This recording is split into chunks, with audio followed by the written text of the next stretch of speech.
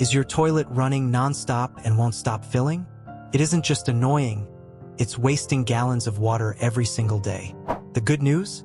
Most of the time, the fix takes less than 5 minutes and costs almost nothing. Here's how to fix it in minutes without calling a plumber. 4. Clean or replace the flush valve seat. Sometimes mineral buildup or grime keeps the flapper from sealing properly, even if the flapper itself is fine. Turn off the water, drain the tank, and gently scrub the valve seat with a soft brush and some vinegar. This removes buildup and lets the seal close tight again. 3. Inspect the fill tube. That little tube connected to the float should sit just above the water line, not underwater.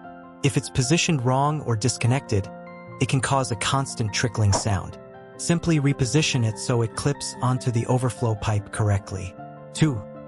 Adjust the float. The float controls when the tank stops filling.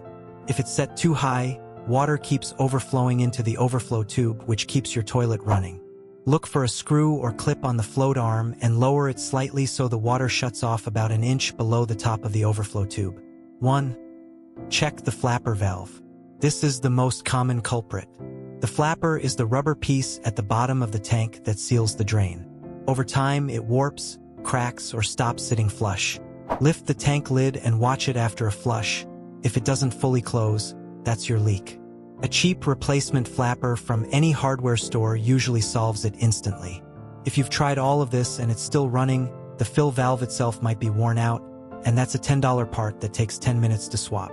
Try these fixes today and stop wasting water and money on a toilet that won't quit. If this helped you save some water and money, hit subscribe for more quick home fixes like this one.